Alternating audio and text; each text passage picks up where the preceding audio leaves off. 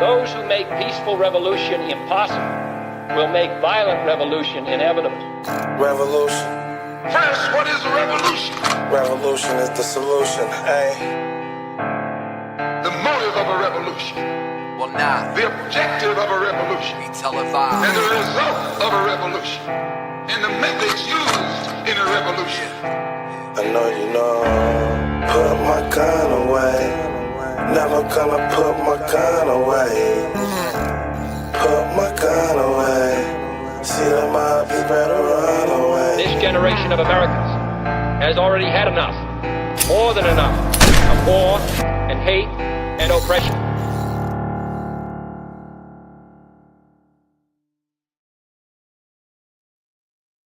Hello, Internet.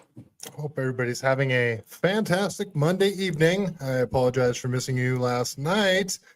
I did a really, well, I haven't been running a lot, as you guys know. I'm an active runner. Wally World, nice to see you. And I didn't run for like 7 weeks because of a foot injury. And last night I decided to run 5 miles, and I felt like hell afterwards. And I just decided not to do my show. That's the only reason. I just felt like hell.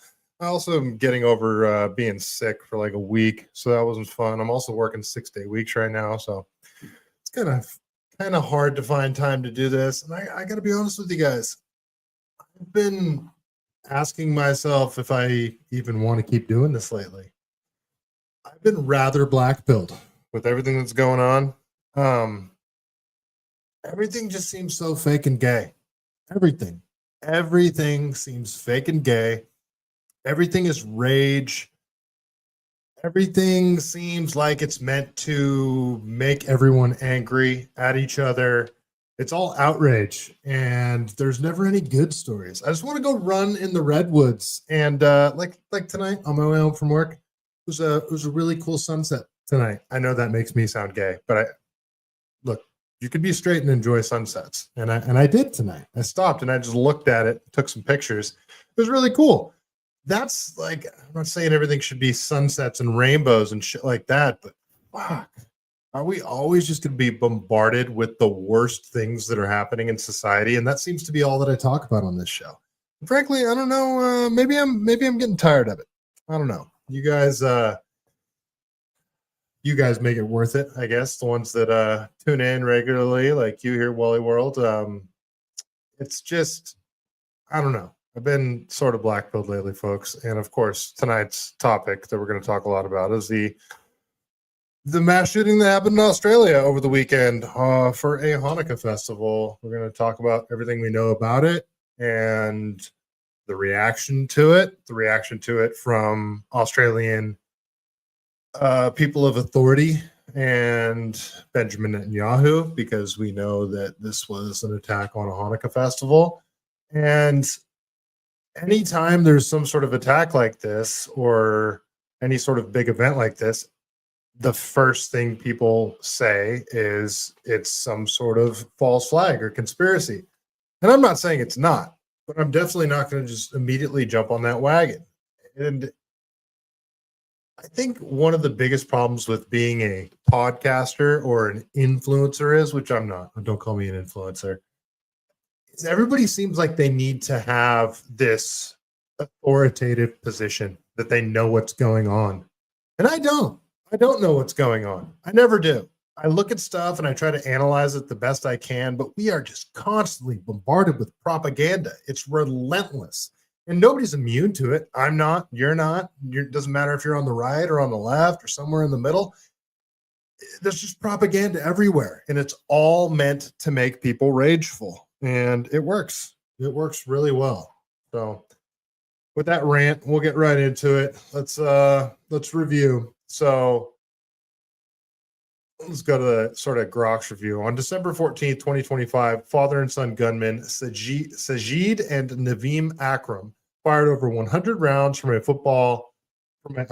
footbridge into Archer Park, killing 15 people. I think it's 16 now, including a 10-year-old girl, 2 rabbis, and a Holocaust survivor at the Chabad Hanukkah, is it Chabad or Shabbat? Chabad Hanukkah by the Sea event.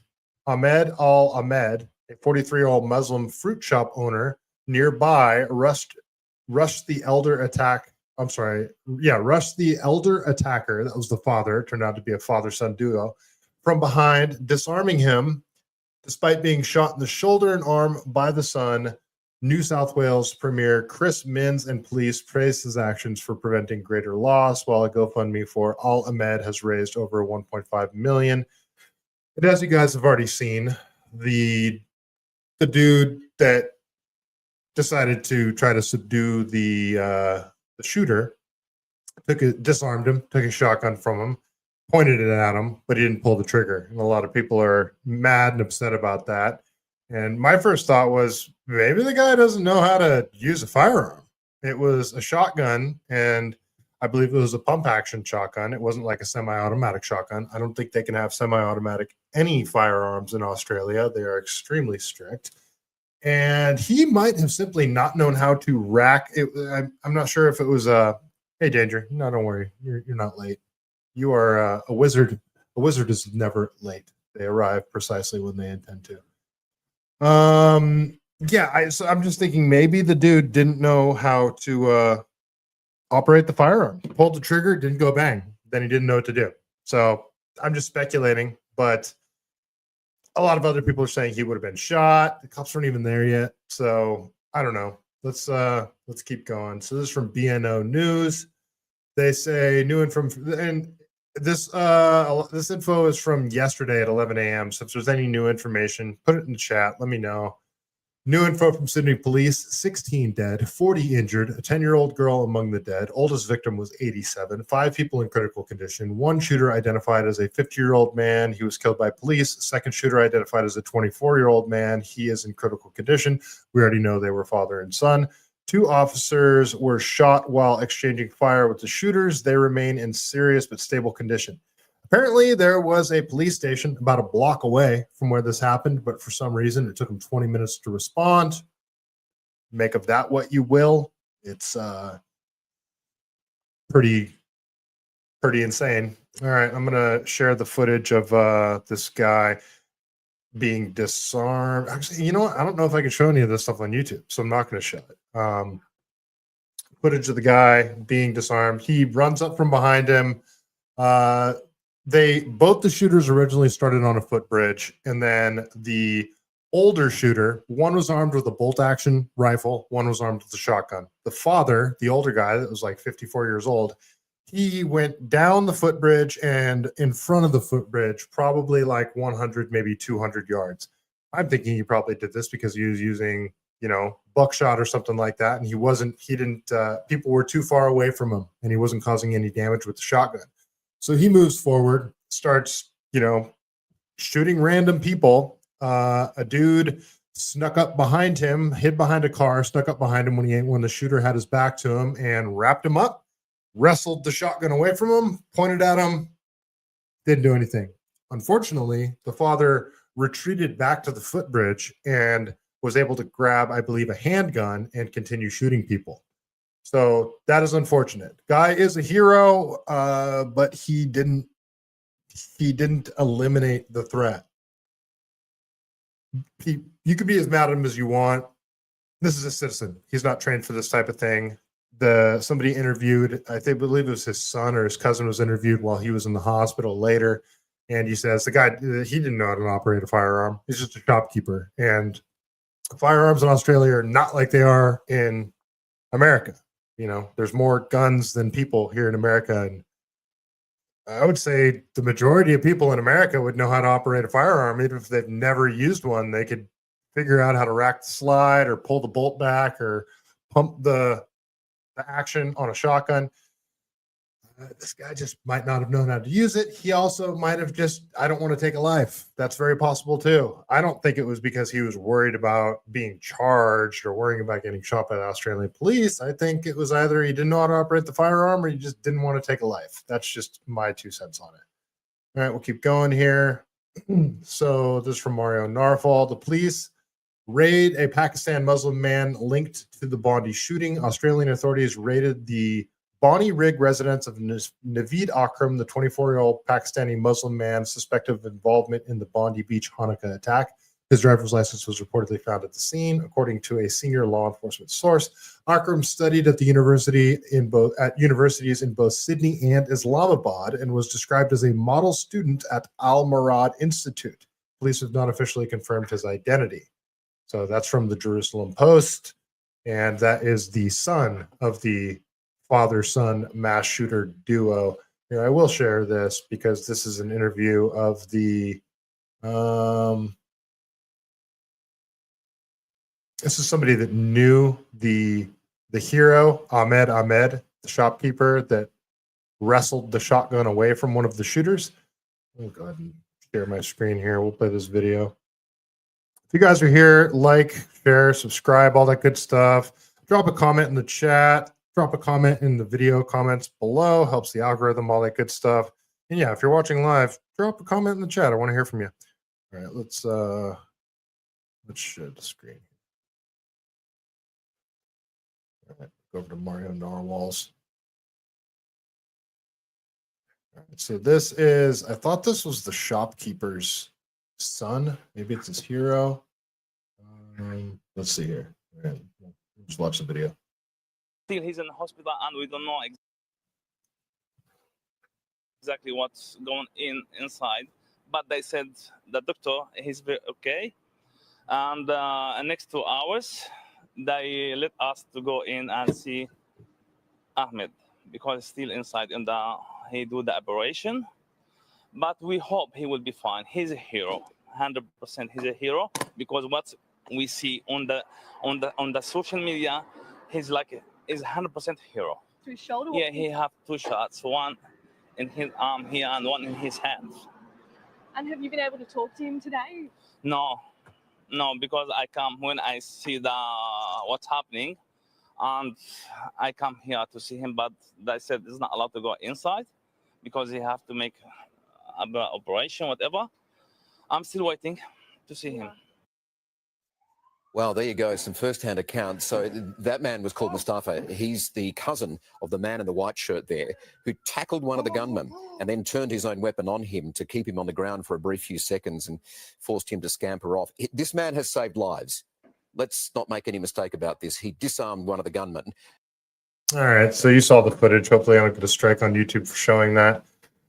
But, I mean, the guy is a hero. Yes, he didn't shoot the guy. He didn't eliminate the threat. But, you know, he slowed him down at the very least. Takes balls to do that.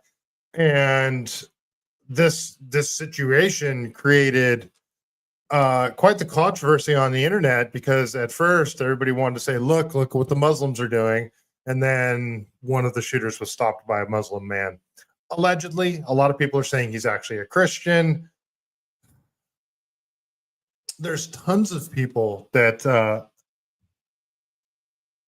I have never seen this much Muslim hate and Muslim fear mongering since 9/11. Yes, are there hardcore Islamic terrorists out there that hate America? Yes. Have I ever met one? I don't know. I don't think so. Every Muslim that I've ever met has been nothing but kind, has never tried to push any of their religion on me. That's because they're, you know, Americanized, that kind of thing. Maybe. But I'm just, one of the reasons why I'm tired of all this shit is because of all the hate against groups of people. Muslim hate, Jew hate, white people hate, black people hate, Mexican hate. All lumping everybody into categories and trying to pin everybody against each other. It feels like a psyop. It feels like everything is designed to get all these different groups of people to identify with only their group and then hate all the other groups. It feels that way. It feels like everything is designed to get us to hate each other right now. Is there legitimate horrible people in every group? Of course. There's also legitimate great people in every group. And this is one of the reasons why it's like I feel you almost have this pressure as a podcaster to take a side, pick a group and stick with that group. But I don't. I'm an individualist. And yes, I'm a white Christian. I say Christian with finger quotes because I'm not a good Christian. I don't read the Bible nearly as much as I should. I don't really go to church. So some people would say I'm not a real Christian, like a lot of people would say I'm not a real libertarian. But I go case by case. Like, I voted for Trump, but I constantly criticize Trump. And it rubs a lot of people the wrong way. And a lot of it seems like this tribalist mentality that you got to agree with everybody within the group. And it's like, it feels like it's designed to do that. It's designed to make all the stuff we see. It's all, I mean, yes, it's a real event, but everything's so propagandized to force everybody into picking a side, identifying with a group, and then look how all these other groups are horrible. And meanwhile, the people that really run the world and own everything are laughing at all us fucking peasants fighting each other. It's frustrating. Sorry, I didn't mean to have that rant there. We'll keep going here. So this is from Liz at TikTok. She says one of the Bondi, Australia terrorists who killed 10 people has been identified as Naveen Akram, the results of mass migration. And that is another thing, you know, like more conspiracy stuff, right? It feels like everything that's happening in the West, meaning Australia, the UK, including Ireland, America, Canada, these what are typically white Christian societies are, it's like there's been an organized attempt by someone or some people to flood those societies with people that will not easily integrate into that culture. Doesn't matter what culture they come from. It's the Cloward Piven strategy, is flood a nation with people that won't assimilate well into the society in order to destabilize that nation. That's what it feels like is happening. And well, it's working. Danger. Some cultures are not compatible. Yeah. You know what's funny is my stepmom, my boomer stepmom, said that exact same phrase to me. That exact same phrase. And I would agree to a certain extent. But and this is why I believe that we should have strong, secure borders, and it should be, America's one of the only nations where you can become an American citizen. And I think that process should be hard. That process should be difficult. Passing tests where if you become an American citizen, you end up having to know more about our Constitution, our laws, our way of life than people that were born here. You have to really want to be here, and you have to really love America to be here. And if it's a really difficult process to go through to become an American citizen, that's what you're going to end up with. You're going to end up with people from different cultures that do assimilate well into society. They adopt the American flag. They become people that are proud to be an American because it was difficult for them to become an American. And that's why leaving the borders wide open and having sanctuary state policies and, you know, the UN funding this migrant caravans left and right that you saw coming here during the Biden administration. That is the opposite of what we should be doing. So I agree with you, Danger, to a certain extent, but I don't necessarily think immigration is a bad thing. Right now, I do. I actually think all immigration should shut down, legal or illegal. We need to get America straightened out because we have a lot of issues right now. And the H-1Bs thing, the whole H-1B visa thing is a big problem. And I think this is a giant problem. There's a whole bunch of reasons why the H-1Bs thing is a problem. But I mean, when you heard Trump say that we don't have the talent here, that's extremely frustrating. But aside from the H-1Bs thing, you see a lot of skilled trades not being able to find American workers right now. And I think that's because my generation and younger, people that are like, you know, Gen X, people that are like 50 years old, all the way down to people that are like 25 years old, that whole group of people, that generation of people has been psyoped into thinking the only way you're going to succeed in society is if you go to college and get a 4-year degree. So people go to college and they get underwater basket weaving degrees. They get lesbian dance studies degrees. That's a Ben Shapiro thing, I actually think I just said. But they're useless degrees. Political science, a 4-year political science degree where you went $200,000 into debt to get out and realize, like, oh, I got to be a barista. Like, that's not going to work. That's why. I think college, not everybody's supposed to go to college. You can come right out of high school, join the IBEW electrical apprenticeship, make $27, $28 an hour right off the bat, and you're an apprentice for 5 years. And then boom, you're making like $67 an hour. The pipe fitters union, the steel workers union, there's tons of, and it doesn't have to be a union. You can become an AV guy like I did. They also have audio video is part of the IBEW, sound and communications as well. Fire alarm work. There's tons of skilled trades out there. Just walking onto a construction site, asking the foreman, hey, I need a job. Can I start with just sweeping up around? A lot of times you'll get hired on the spot. Old school boomer foremen love to see that kind of shit. You show up at a job site, a residential construction job site, and just say you need a job. I don't have any job experience, but I'm young. I'll be on time. I'm smart. And a lot of people get jobs just that way. Anyway, another rant. Sorry. I have a feeling this show is just going to be all rants.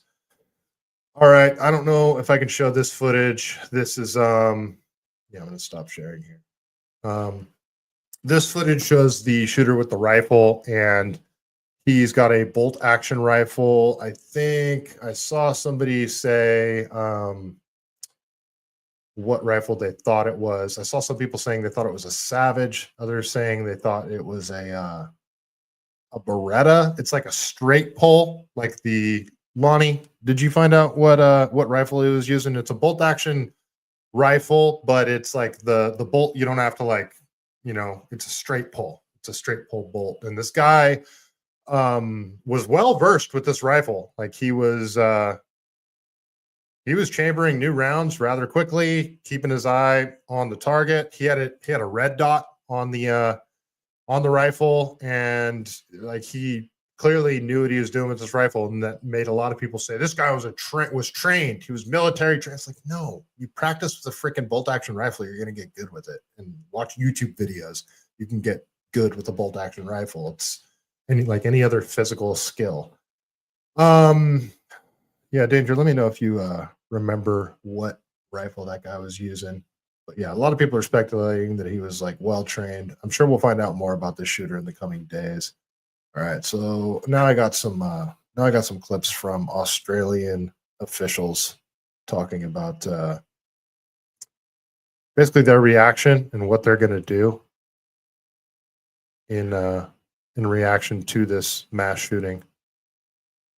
So this is from Narfall. Apparently they found bombs in the trunk of these guys too. They also found an ISIS flag. I'll reserve comment for now. Let's watch a couple of clips here. It's way too early to give any description of the firearms other than to say that they were long arms, where they came from, their background, how. No. I mean, the moment the videos came out, you could tell that one guy had a rifle and one guy had a shotgun. You could tell by the spent shell casings on the ground. Like, they came to be in possession of the offenders, it's too early to say. As part of the investigation and shortly after the shooting occurred, police located a vehicle in Campbell Parade at Bondi, which we believe has several improvised explosive devices. We have our rescue bomb disposal unit there at the moment working on that. What is the latest? Over on Rumble, Northside. Good to see you. That's right. I'm back. I've been debating on whether I even want to keep doing this show. Just FYI, Coach, it's Monday. If you thought it was Sunday, you missed work. I missed you, buddy. I hope you're doing well over there on Rumble.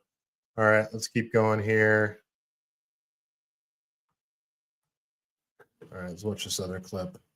He said it's way too early to know how the guy came in possession of these firearms, and we have later found out that apparently they were legally possessed. He obtained these firearms. He had a license to have 6 firearms, apparently.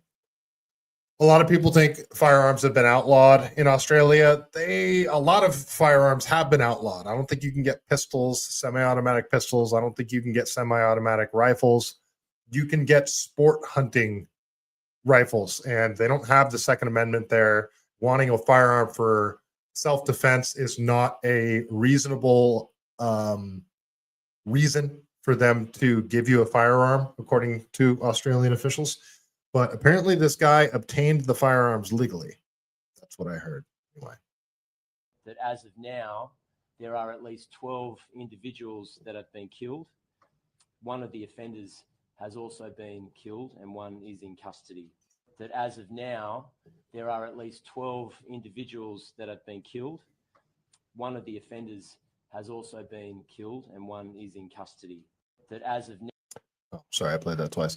So a lot of this is from yesterday. I'm sure there's some new news on this. I've been at work all day and I barely searched for any updates on this and I haven't found any. So if you guys have any updates on this, please let me know. Drop something in the chat and I'll pull it up and talk about it. Just keep listening. As part of the investigation, we conducted 2 search warrants last night, one at Bondi Beach and a second at Campsie. The 50-year-old male is a licensed firearms holder. He has 6 firearms licensed to him. We are satisfied that we have 6 firearms from the scene yesterday, but also as a result of the search warrant at the Campsie address. Ballistics and forensic investigation will determine this morning that those 6 firearms are the 6 that were licensed to that man, but also that they were used in the offence yesterday at Bondi.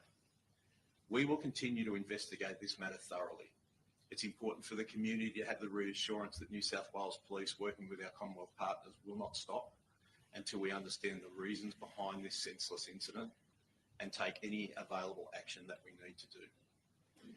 As part of the Danger, you're pretty sure it's Beretta? Yeah, I saw several people saying it's a Beretta X something, and I think it comes chambered in 30-06, 300 Win Mag, and 6.5 Creedmoor. Like those are the options with it, I believe. And I think 308 as well.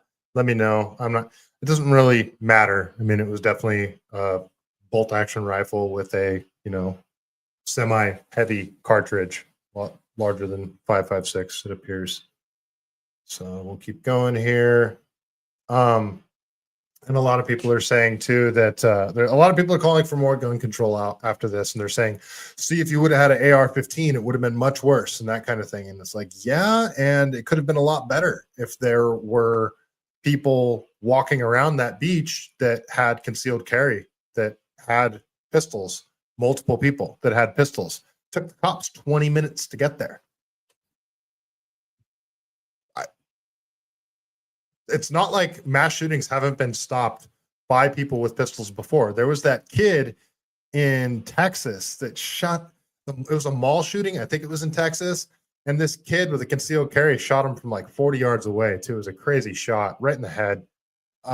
There's been several mass shootings and just shootings that have been stopped by people with concealed carry arms. There's the guy in the Texas church as well. And you don't hear about those stories too often because it doesn't help the narrative. So this from BNO News. They say breaking an ISIS flag was found in the car of the Sydney gunman.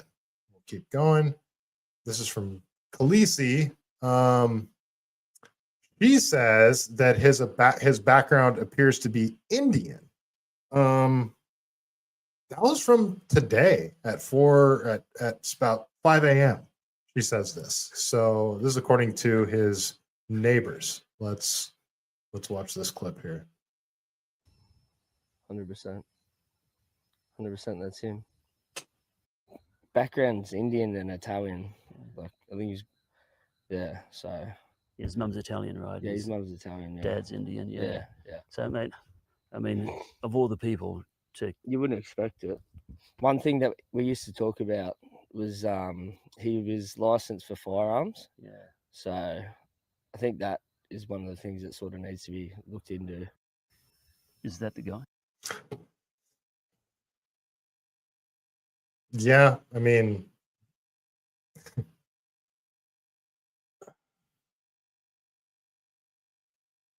how is this guy able to get firearms and the regular Australian citizen isn't allowed? So you know what's going to happen. They're going to call for more gun control instead of saying to themselves, wow, if good Australian citizens had a pistol on them, this could have been stopped a lot sooner. I mean, it took one guy stopped one of the shooters before the cops got there, and he was unarmed. Imagine if he had a pistol on him and he was trained with how to use it. I mean, that was a good guy without a gun. A good guy with a gun that knew how to use it might have been able to stop him. Even though he took his gun away, he didn't know what to do with it. I think that's what happened. Maybe he had conscience issues. I don't know. We'll see here. All right, we'll go over to Shadow of Ezra.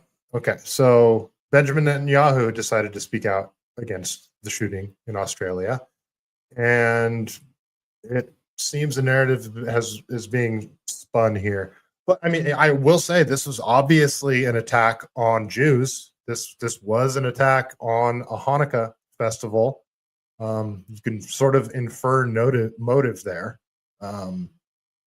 But this also gets a lot of people to say this looks like a false flag because it was an attack on Jews. You know, I'm not saying it wasn't a false flag, but as soon as you look at something like an attack on Jews, a horrific one like this, and your first thought it was a false flag because it was an attack on Jews, I mean,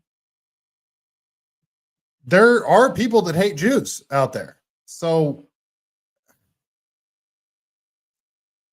again, I don't know. I don't know what to think. Like, it sucks that we have gotten to a point where nobody believes anything from officials anymore.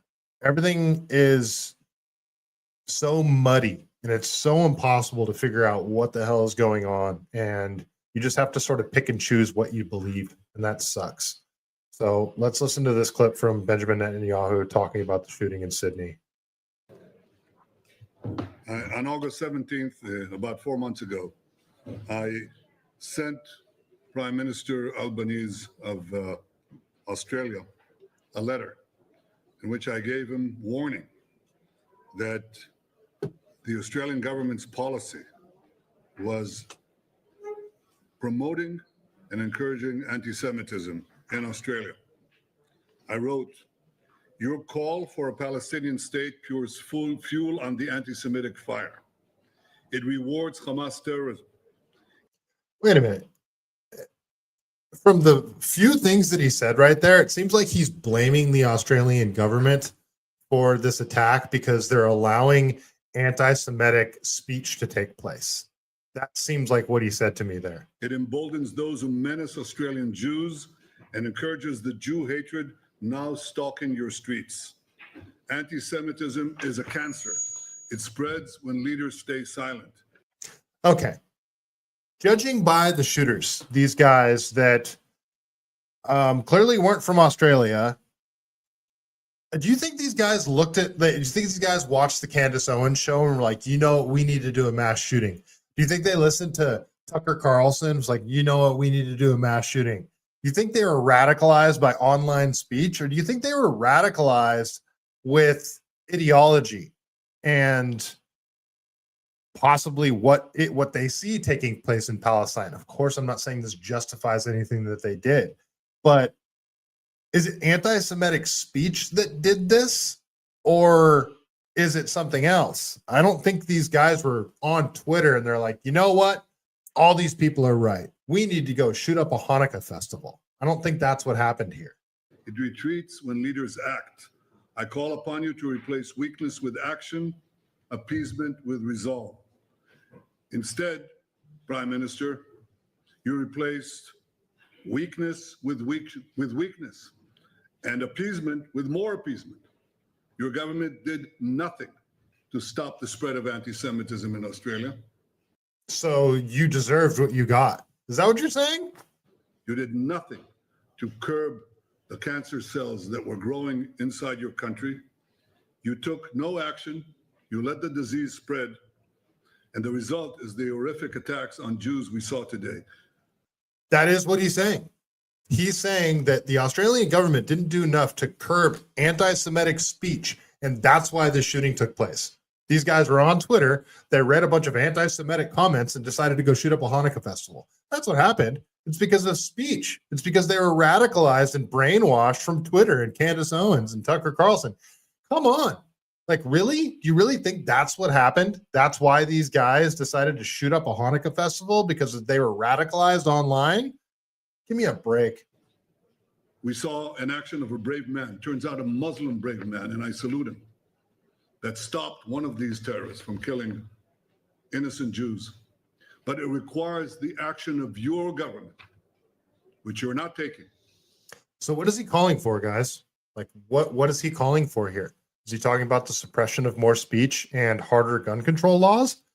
You did nothing. Okay, what is the something that you suggest they do? He's not making any specific suggestions here or demands. He's just saying that because the Australian government did nothing to curb anti-Semitism, this was the result, and it's the Australian government's fault. That's what I'm getting from this. And you have to, because history will not forgive hesitation and weakness. It will honor action and strength. That's what Israel expects of each of your governments in the West and elsewhere, because the disease spreads and it will consume you as well. But we are worrying right now about our people, our safety, and we do not remain silent. Danger Netanyahu's gaslighter. Yeah, he's a monster.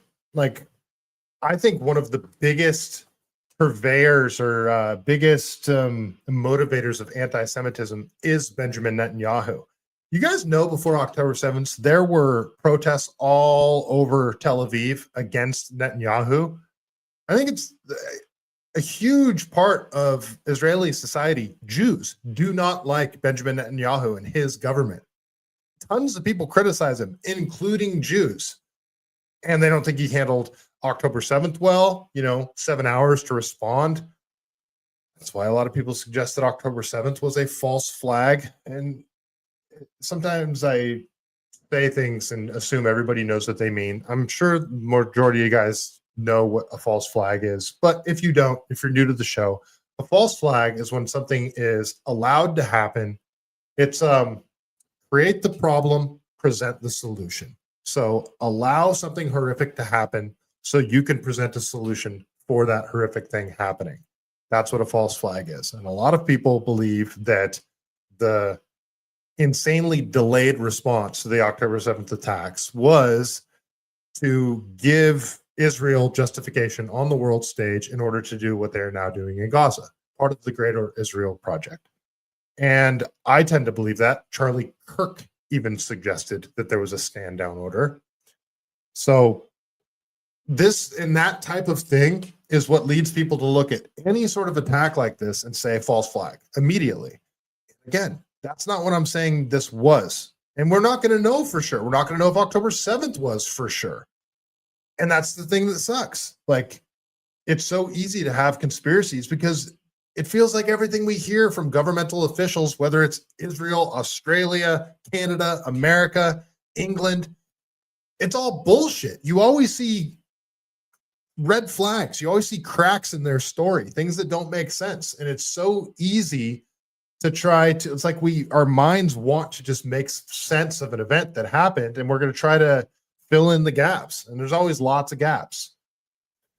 We'll keep going here. So Mario Narfall posted this about, let's see, this is about 2 a.m. this morning. So he says, excuse me, Israeli intelligence, they say Iran behind the Bondi Beach attack. Israeli intelligence, so right there, Israeli intelligence is saying Iran was behind this. It's another reason for people to think it's a false flag. You look at what they're going to be able to spin, what they're going to be able to push for after an attack like this: suppression of speech, gun control, war with Iran. Well, if those are the three things that you're pushing for, kind of makes you think, is this allowed to happen? Was this some sort of setup, or are you guys just like Hillary Clinton says, never let a crisis go to waste? Are you guys just capitalizing on this to further subdue the masses? Is that what this is? All right, we'll read here. Israeli intelligence officials have identified Tehran as the prime suspect behind the Bondi Beach terror attack that killed 15 people, including a 10-year-old girl. I thought it was 16, maybe it's 15. The assessment. Israel intelligence sources say the attack appeared sophisticated and well-planned with hallmarks of Unit 910, Hezbollah's external operations arm. There's also a speculation about links to Hamas and Pakistani-based Lashkar-e-Taiba. The pattern. This fits exactly with Iranian operations uncovered in Australia over the past year. In August 2025, Australia expelled Iran's ambassador over allegations he directed attacks against Jewish targets in Sydney and Melbourne, including the December 2024 synagogue firebombing in Melbourne and October 2024 cafe arson in Sydney. Mike Burgess, Sydney's intelligence chief, said this team uncovered links between the alleged crimes and the commanders in Iran's Islamic Revolutionary Guard, the IRGC. The gunners, Naveed Akram, 24, and his 50-year-old father. The father arrived in Sydney in 1998 on a student visa, like you said, Lonald, sorry.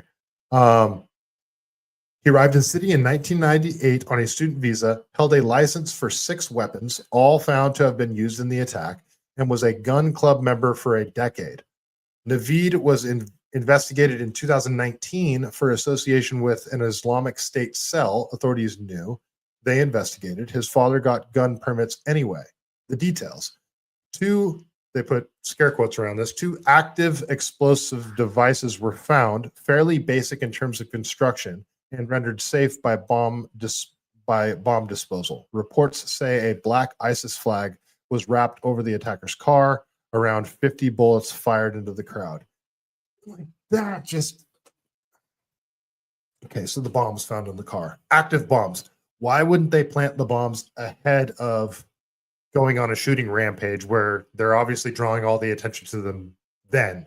It's not like you're going to go on a shooting rampage, be able to get back to your car and then detonate the bombs. So why didn't they put the bombs out before? The ISIS flag. Like that's just... Look, found the ISIS flag. I don't know, you guys. I'm not saying it's a false flag, but God, it's so hard for me to believe certain things. Around 50 bullets fired into the crowd. Expert analysis. Danny Citrinowitz, Iran expert. Given the short history of Iranian activity and 910 in Australia, they are definitely suspects and high on the priority list. Ronan Solomon, Israeli intelligence expert on Hezbollah. Australia has been known to be a hub for Hezbollah, so it could be a joint operation between Hezbollah and Quds Force, QUDS.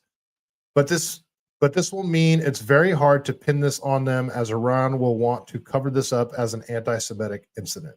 The victims, Rabbi L.A. Schlanger, 41, British-born assistant rabbi at Shabbat in Bondi, father of 5. His youngest child was born 2 months ago. His cousin says, how can a joyful rabbi who went to a beach to spread happiness and light have his life ended this way? Matilda is 10. She died at Sydney Children's Hospital overnight. The hero, Ahmad, a 43-year-old fruit shop owner, tackled the gunman and wrestled away his weapon while taking bullets to his arm and hand. I wonder if he was shot by the dude that was still on the bridge, because he wasn't shot by the guy he wrestled the shotgun away from.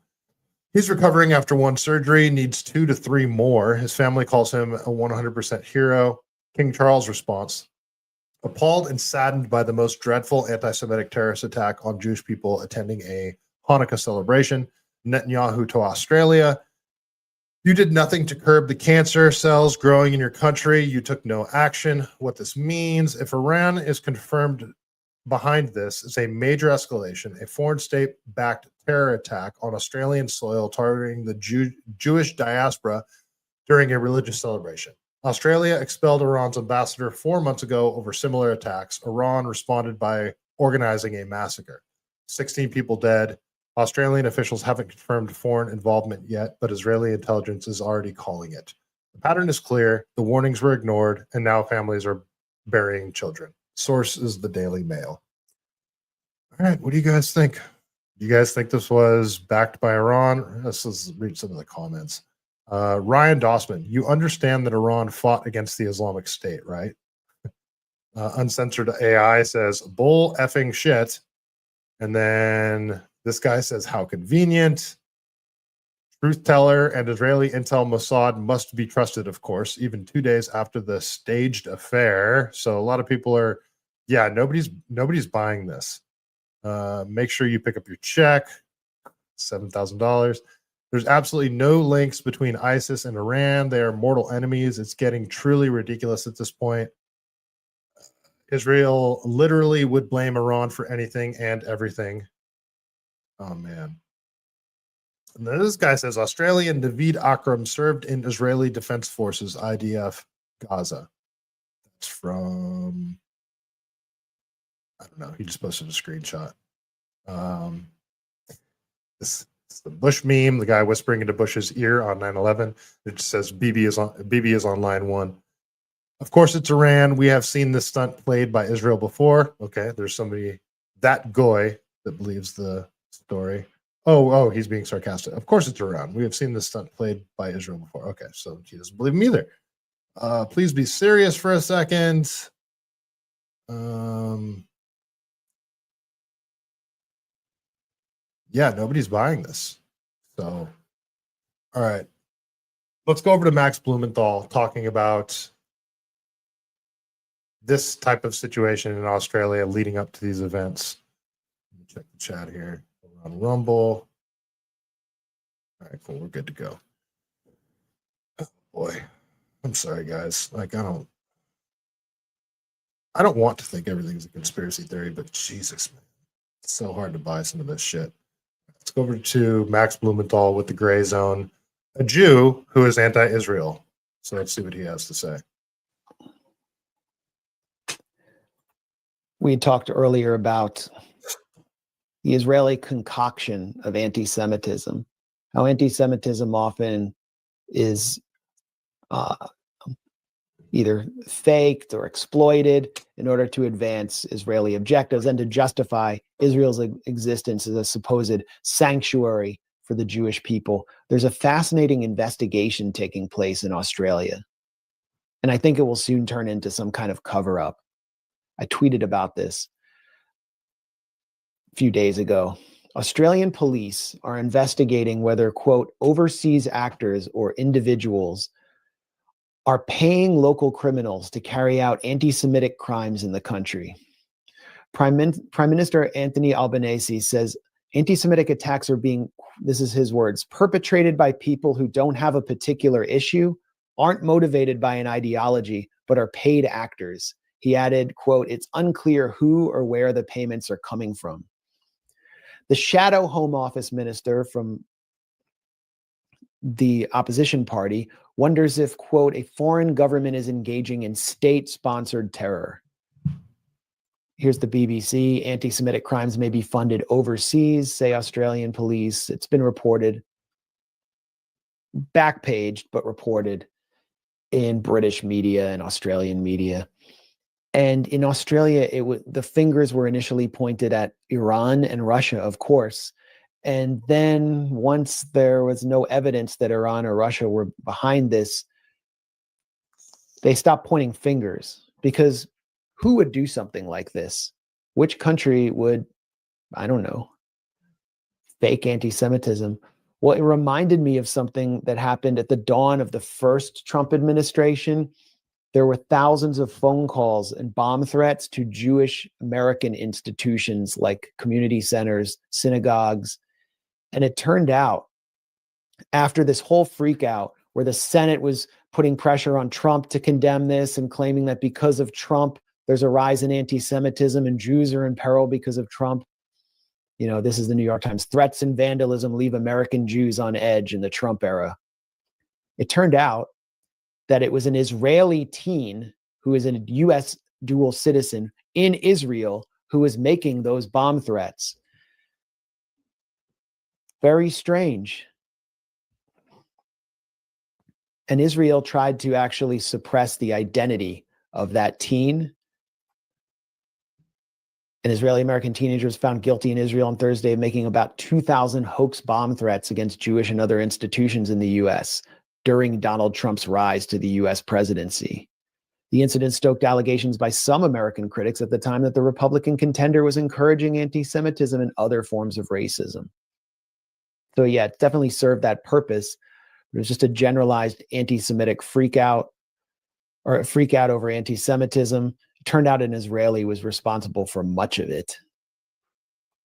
Also turns out that Israeli teen, whose name was Michael Kadar, was also using robocalls to target Australian institutions. 590 plus bomb threats in Australia. Danger, what do you mean this is fake? What Max Blumenthal is saying is fake? Why do you say that? Schools, Jewish centers, hospitals, and airlines.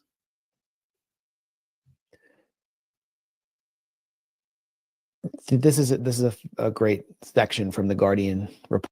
All right, you guys get what he's getting at, that they're using anti-Semitism to push an agenda is basically what he's saying there. And he has evidence to support that very claim, but that doesn't mean that the shooting in Sydney was a false flag. But if it was an actual anti-Semitic attack, they sure are capitalizing on it. And yeah, it looks like they are calling for more gun control as well. I saw one of the not the prime minister, one of the premiers talking about how they're going to be pushing for more gun legislation coming up soon. So, yeah. I just want to talk about something happy at some point, you guys. But that wasn't the only mass shooting over the weekend. We have the Brown University mass shooting. Not as many people were shot, but it's a strange one. We have they released very little footage in the beginning. They've recently released more footage, but let's go over to C3 here on X. So this is the initial footage that they released, and it's just somebody walking away with their face covered, and you can't tell much from this video. So yeah, that's it. Just walk away, all jacket, black pants. Yeah. All you can see from this footage, Laura Loomer immediately chimes in. Let's read what Laura Loomer said. I am not a Laura Loomer fan. Let's read what she has to say. Mass shooter at Brown targeted classroom of professor who taught Judaic studies at Brown University. The professor also taught abroad in Israel. Why is the media protecting the murderous Muslim who killed innocent people at Brown University? Like, how do we know this person was Muslim? Sources tell me that the Democrat officials in Rhode Island and woke administrators at Brown are doing all they can to hide the fact that the shooter at Brown University was a Muslim who targeted the classroom of Professor Rachel Friedberg, who taught Judaic studies in addition to economics. A source told me students heard the shooter scream Allahu Akbar. Okay, if they targeted a Jewish studies student and somebody's like, I haven't heard any officials say that, but they said he screamed that before he opened fire. But the PC culture of Brown has them afraid of being called Islamophobic. Sources tell me police and FBI agents on the ground have also been instructed by Democrat officials on the ground in Rhode Island to not say the words Muslim or Islamic terror. So this is Rachel Friedberg. Here's a clip from Fox News. We'll watch really quick.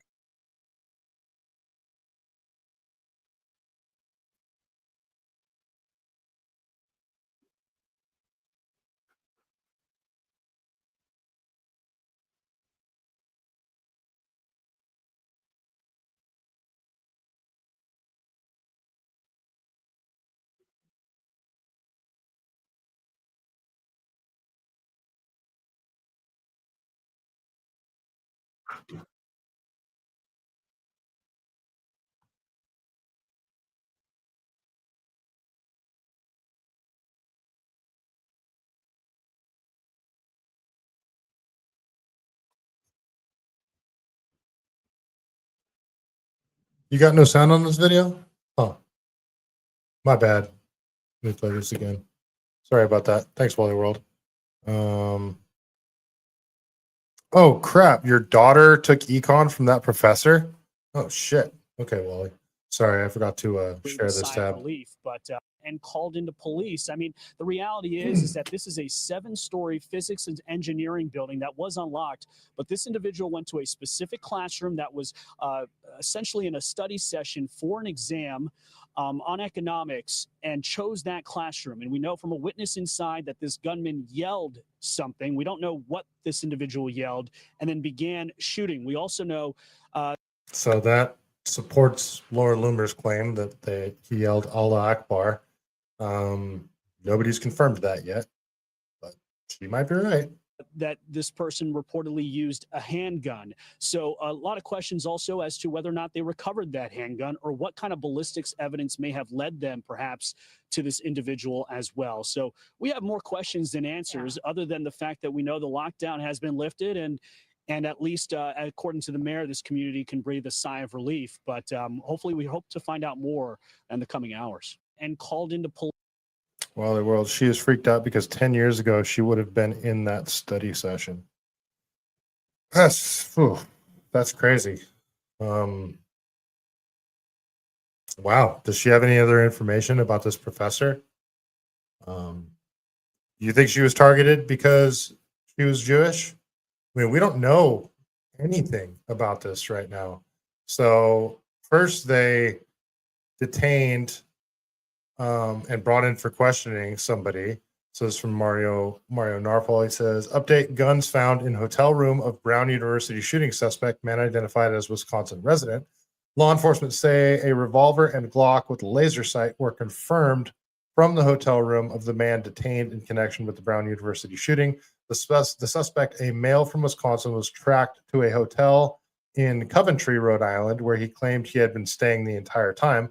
Authorities believe he traveled from Wisconsin to Rhode Island to carry out the attack. The firearms have been seized and forensics analysis is underway. And as you guys have probably already heard, this person has been released and they don't know who the suspect is. So that was it. So CNN, unbelievable. This is from Mr. Guns and Gear over on Twitter. He's part of Gun Twitter. And this clip from CNN is ridiculous. He says, has CNN ever had a firearms expert, and uses quotes there, on that actually was a firearms expert? I genuinely can't recall ever seeing anyone talk about firearms on CNN that wasn't clueless. Let's watch this clip from CNN. Danger. Apparently, the press conference went off the rails earlier, and the reporters called out officials because apparently Brown has facial recognition cameras. Yeah, like there hasn't been a lot of footage released at all. So this is before the suspect was released, but let's listen to this. This is the firearms expert on CNN. At 4 o'clock in the morning, hit this hotel room in Coventry and took this man into custody. What we're told from law enforcement sources now is that they seized 2 firearms from this 24-year-old suspect. One of those firearms, we are told, was equipped with a laser sight device. No, it wasn't. You know, it was a red dot, like a laser sight device. Let's listen to how he describes the laser sight device. This has significance because, number one, that's a fairly sophisticated device for a handgun where when you aim it, a red dot goes where you want to target. And if you fire at that point, the bullet goes where the dot is. Oh, wow. So you just put it on your gun and the bullet magically goes to where the dot is, you guys, because that's how red dots work. You know, he's calling the red dot a laser sight. You know, that's what this is. It's not like in Terminator 2 where he puts the actual laser on his pistol. Nobody does that. It's the kind of things used mostly by professionals, tactical people, military people. No, they don't, because as soon as you put a laser sight on your firearm, the person you're shooting at knows exactly where you are. So no, nobody does that. The other aspect of it, though, is it indicates that this was no random shooting. What we know is this individual traveled from the Midwest, apparently, obtained this hotel room, likely had to obtain a rented car to go from there, the 20-minute drive to the target location. Authorities have told us that he is not a student at Brown University, but that doesn't specifically mean he never was a student or an employee or had some association there. Clearly, this is a shooting not driven by randomness. Apparently, he traveled to Rhode Island to do this terrible act, but driven by grievance. Okay, that was a useless freaking session there. That's their firearms expert. Okay, so this was, last night. Breaking at this time, law enforcement says the person of interest, Benjamin Warren Erickson, who was previously detained, who they thought was in the connection to Brown University shooting, that was phrased poorly, has been released after investigators determined he was not involved. The gunman remains at large. So let's go over to this clip. Shortly, we will be releasing the person of interest who had been detained earlier today, and the Attorney General can speak a little bit about the rationale for that. But we want to inform the community that that individual will shortly be released from Providence Police. Shortly. So there it is. The person they had in custody was not the shooter, and they still don't know who the shooter is. So let's go over to Nick Sorter here. He says new videos of the possible Brown University shooter have been released from private home cameras prior to the shooting. So they need to get private home cameras. Danger, didn't you say they have like cameras everywhere at Brown University? But now they're releasing private home cameras? Like what is going on? Why are they not releasing footage from the actual university? This one I actually don't have any conspiracy theories on, you guys. This just seems like I don't know. I don't know what this is.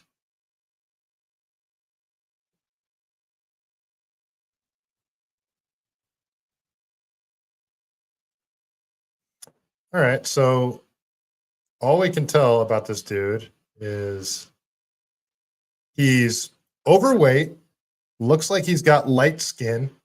He's got looks like the COVID type mask on, a beanie on. So it looks like a fat white guy with like an olive green jacket with, looks like it's got those arm pads on. Let's keep watching this video.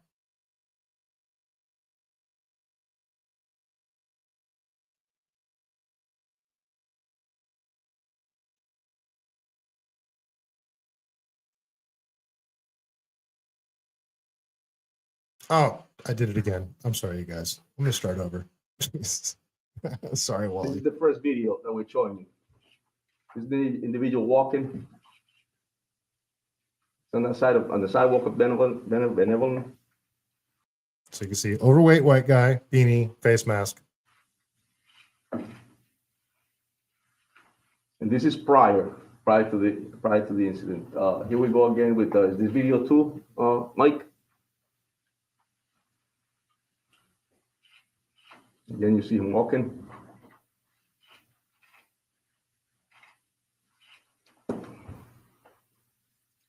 Move on to the third video.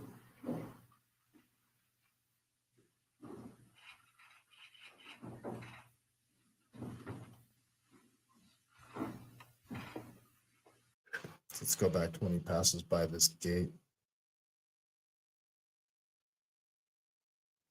Sorry, I went way back too far.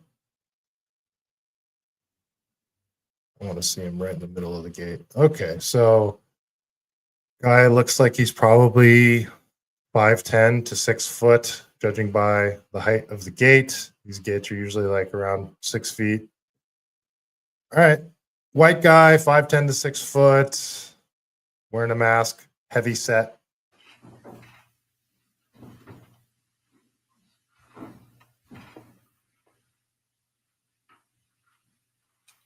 You want to? These are some photos of this individual.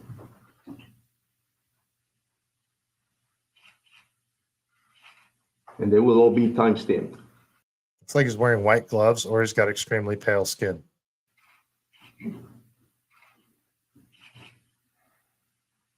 The last photo.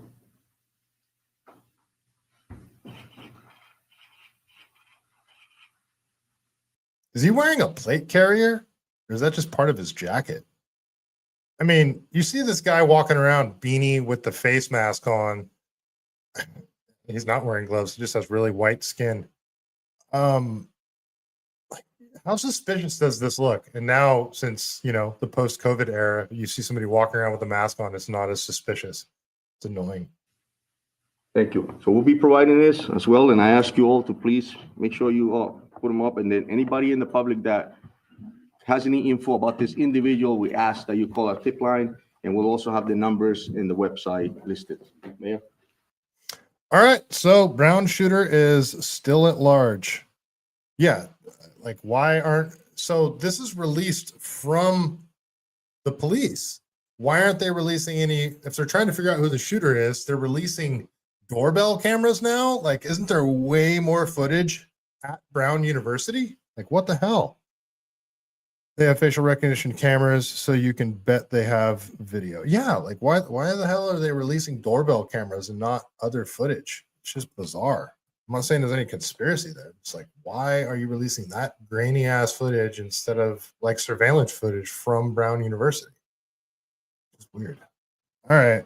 I got a bunch of California shit that I want to get into. So I'll get back in my wheelhouse. This is back in my lane, so to speak, because there's plenty of California shenanigans going on. But apparently, this is from Disclosed TV, it says 4 people are charged with plotting New Year's bombs attacks in California. FBI reveals footage from a surveillance plane showing the 4 that traveled out to the desert to test their explosive devices. Okay, what is this about? Let's check this out, you guys. Let's go over to Disclosed TV on Twitter here. And this is looks like it's a FBI press release. So apparently they foiled a bomb plot of far left-wingers. Oh, sorry, guys. I suck. You know what happens? I go 2 weeks without doing a live stream and I forget how to do it. I'm rusty. Out of practice here. Okay, let's watch this clip. This is like an FBI press release. Apparently they foiled a bomb plot in California. Let's see what they have to say here. And this is the video is, do you want to describe the video? Yeah, I'll describe the video. So as I mentioned in my talking points, on December 12th, a group of individuals, again, members of this anti-government group, traveled out to the desert to test their explosive devices. They had precursor chemicals there, and they were going to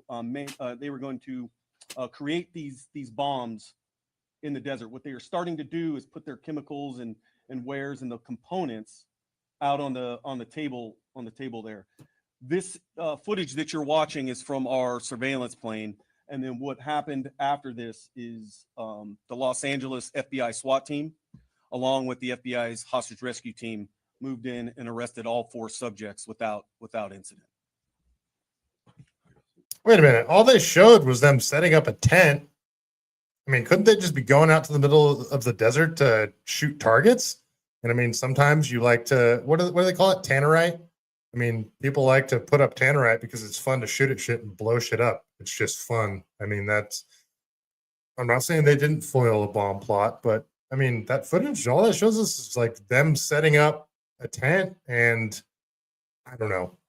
I'm out of my element here. So now we'll take some questions. Yeah, we're not naming the victim companies, but I'll generally describe them as logistics centers. You can think of like Amazon type logistics centers, but we're not naming the specific companies at this time. There were at least 5 locations that they intended to target within Orange County and Los Angeles County. Again, we're not giving out the specific sites, but they were willing and wanting to do more if they could recruit more members to their radical efforts there.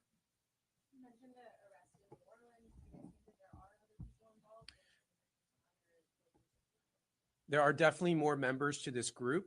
As far as who was specifically involved in this New Year's Eve terror plot, we believe we've arrested all the members who were specifically involved in that particular plot. We did execute search warrants to people who are also part of this group. As we review that evidence. If we determine that there are any other individuals who knew about this or provided any assistance, we will obviously be charging them as well.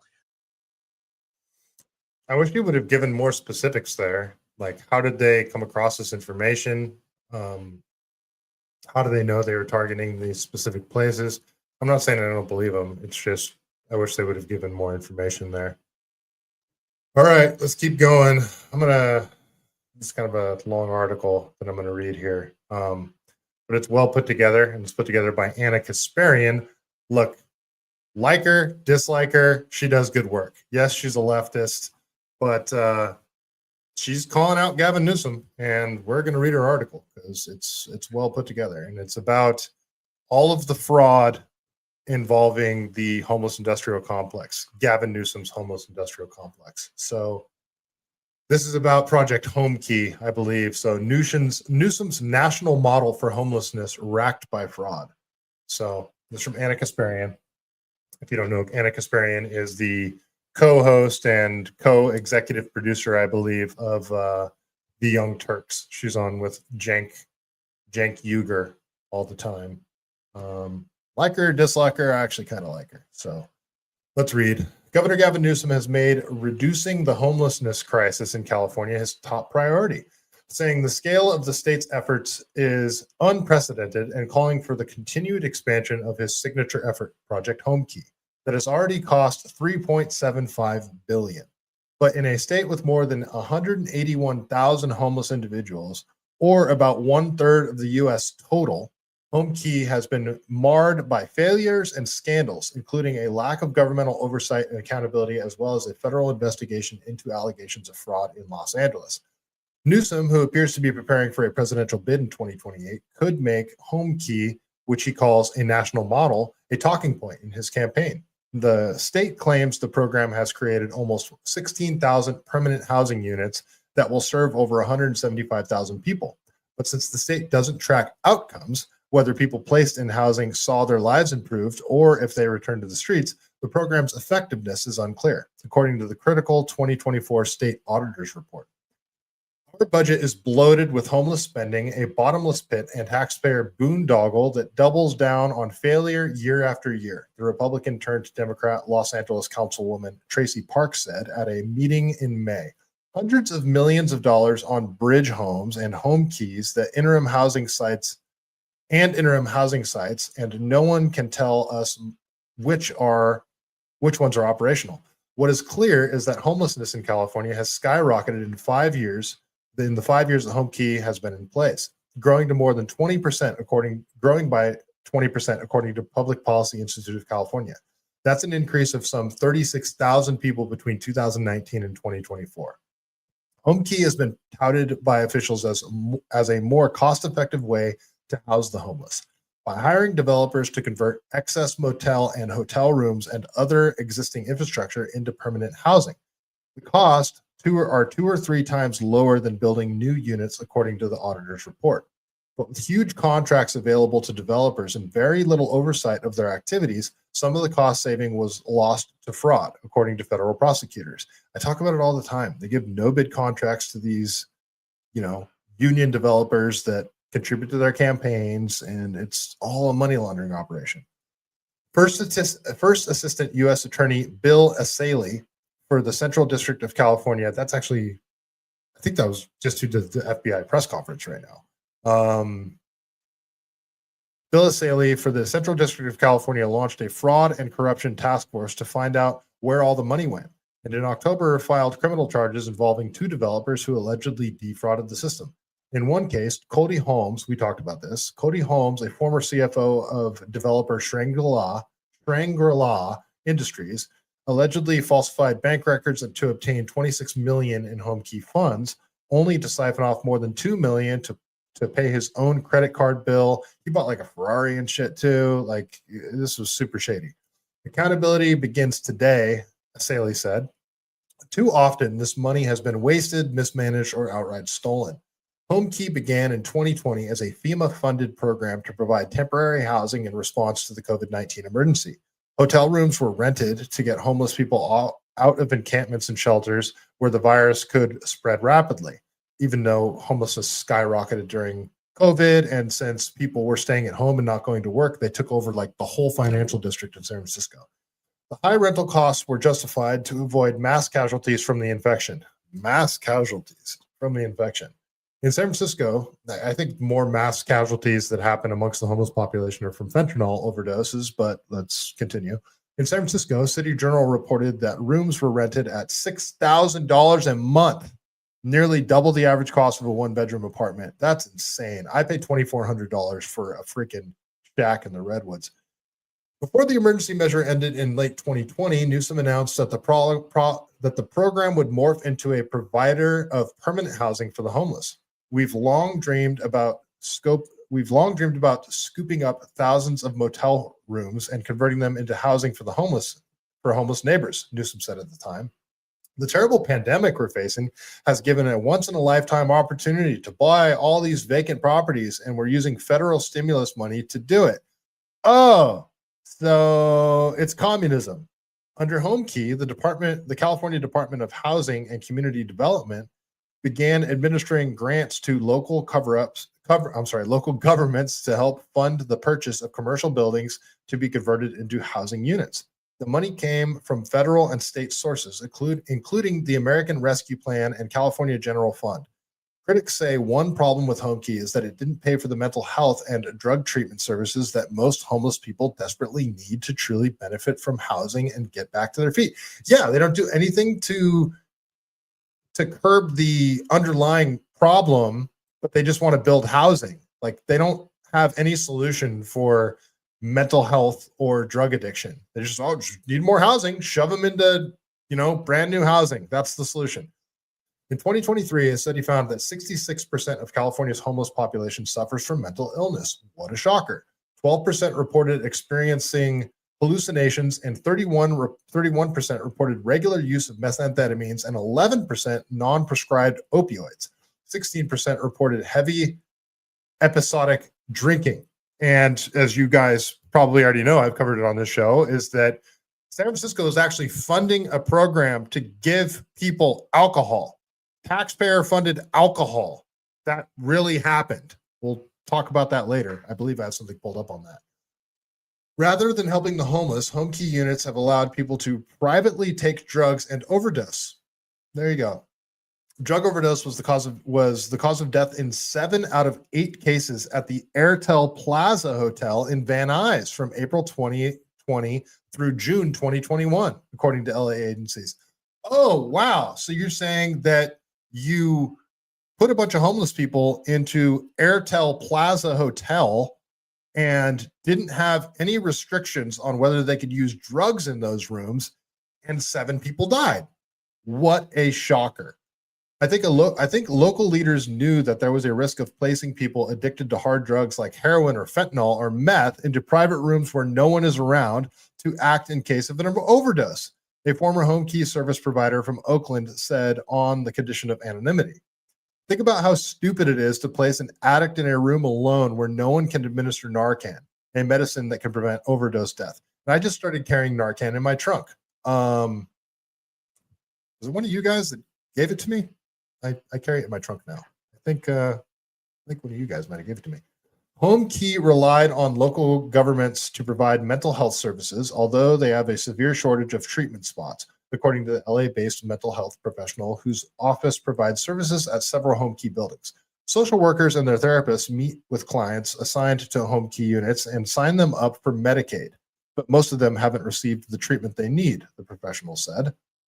State officials didn't return calls seeking comment about Home Key.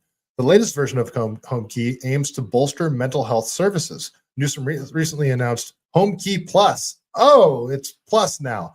Made possible by $6.4 billion behavioral health bond approved by voters. $6.4 billion that they're going to throw additional at Project Home Key. Okay. Half of the money is for projects that serve homeless veterans, and some of these resources will help fund other mental health services within Home Key. I doubt it. Overpaying and underperforming. Home Key's main pitch was that it would save taxpayers money by rehabbing existing buildings rather than constructing new housing. But those calculations are based on developers charging market rates and units being occupied, which hasn't always been the case. LA County received $550 million in home key funds between 2021 and 2024, which was used to acquire 32 buildings with 2,157 rooms. An investigation by Westside Current found that 71% of the units remained vacant as of May of 2025 due to construction delays. In the city of LA, the housing authority used $48.9 million in home key money to acquire and complete a building that was under construction. Developer Haroni Investments was chosen to construct a 75,105 square foot building with 127 housing units. A similar project in the area would typically cost around $18.8 million, according to the experts who spoke to local reporters. HACLA's purchase price of $48.9 million represents a 165% profit at taxpayer expense, the story noted. So there it is. They just inflate we're going to get government funding. Let's say this building costs 165% more than it actually costs. Wow, seems like money laundering. A June 2025 memo from LA Mayor Karen Bass's office estimated that the building would be complete later that month. In August, the city officials held a ribbon cutting ceremony, even though the building was not yet finished. That's what they do. They look what we did. Clap for us all. But the building's not actually finished yet. As of December, the LA Housing Department's website says the building is not yet built, and there are no listings for available units. Requests for comment from Bass's office have not been returned. What a shocker. They did a ribbon cutting ceremony for a building that wasn't completed yet and still doesn't have any units available. Incredible. In addition to overspending and delays, there are allegations of fraud. No way. One case involves homeless service provider Weingart Center Association using $27.3 million in home key grants to purchase a 76-unit senior living complex in LA, which it planned to convert into housing units with additional funding from the city. But federal prosecutors say the deal was shady and shrouded in secrecy. Steven Tyler, the real estate developer who sold the property to the Weingart Center, used fake bank statements to obtain loans and credit it to buy the property for $11.2 million just months before flipping it for a $16.1 million markup. We talked about this a couple of weeks ago. Taylor made no improvement or renovations to the building. A contract clause ensured that his involvement would be kept secret.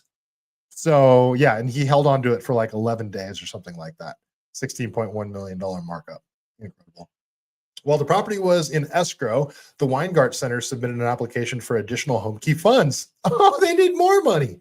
The application, according to the prosecutors, made no mention of the spending sale involving Taylor. Bass allocated $20 million in city dollars towards the project. Bass and Newsom celebrated the purchase as a critical tool in solving homelessness. A spokesperson with the Weingart Center said the property isn't expected to open until next year, even though the grant agreement required it to be fully occupied by February of 2025. It's not going to open next year. We all know this. In August, federal authorities arrested Taylor, who is facing 9 felony counts of bank fraud and money laundering. Money laundering! What? No way. Not in Project Homekey. Taylor maintains his innocence and is free on a $3.6 million bond. Bass is cooperating with the ongoing federal investigation. She's also running for re-election. Are you guys going to vote for her? The case highlights the lack of oversight into home key related grants to the Weingart Center, which has been out of compliance with the federal required annual audits. The most recent audit, submitted in July of 2025 for the fiscal year of 2023, did not disclose over $50 million in federally funded home key grants. Federally funded. These aren't California tax dollars. This is federal funds. Trump should freeze all this shit. A 2023 fiscal audit on the Weingart Center found that it has repeatedly failed to properly document cash flows into the organization. Why would they do that? Why would they hide the money? Calls for comment to the Weingart Center were not immediately returned. In November, the homeless service provider placed its CEO, Kevin Murray, who was previously a state senator, on leave. Oh, so he went from the California government to the CEO of this organization that money launders taxpayer dollars? Oh, crazy. on leave as an independent law firm investigate the valuation of his homeless housing projects. It's all a scam, you guys. HomeKey ran into other problems in LA with LA-based developer Shangri-La Industries, which was hired to purchase and convert properties across the state. Federal prosecutors alleged that the developer defrauded the HCD by misrepresenting its financial assets in order to qualify for a $26 million HomeKey grant related to a housing project in Thousand Oaks. After securing the money, Holmes, the CFO, allegedly spent lavishly on himself and his girlfriend. Prosecutors say that Holmes rented a sprawling $46,000 a month mansion in Beverly Hills, where Holmes was ultimately arrested. That's the Shangri-La one. Oh, it's so shady. This is just like two examples of these different organizations that are doing this shit. Overall, the HCD awarded Shangri-La a total of $117 million in grants for seven housing projects. The only two projects that Shangri-La managed to complete amount to 174 homeless housing units, costing the state $672,000 a pop. Holmes pleaded not guilty in November, and a trial is set for January 5th. Saley says his investigation into Shangri-La is just beginning in the Justice Department's quest to recoup billions in misused funds for the homeless. Saley says his investigation into Shangri-La. Oh, I just read that. I apologize. Oh, wait. No, that's a typo. She put that sentence in there twice. Oh, Anna, you screwed up. HCD rejects the suggestion it had been asleep at the wheel. HCD brought action against Shangri-La in January of 2024, alleging fraud and other claims long before federal charges were announced. A spokesperson for RCI, after this article was published, HCD's civil action is focused on presenting its investments and these affordable housing projects, and will continue to pursue that recourse. Okay, this is almost the end of it.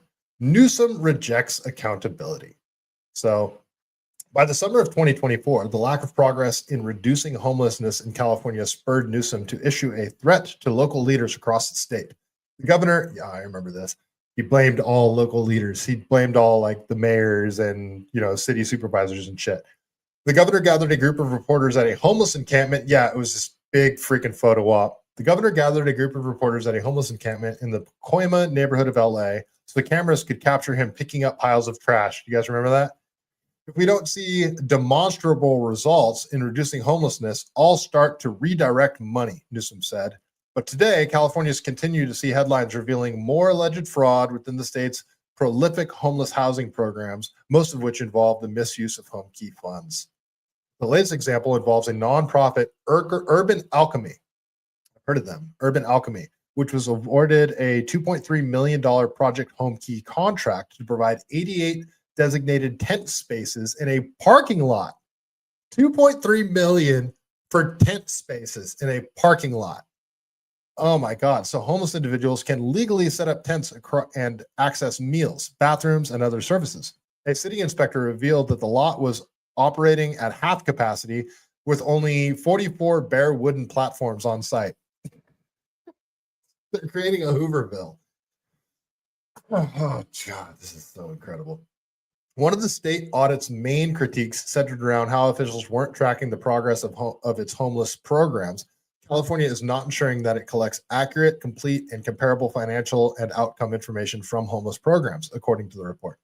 Following the audit, California lawmakers unanimously passed legislation requiring the Newsom administration to submit annual evaluations of the homeless programs that receive public grants. But Newsom vetoed the bill.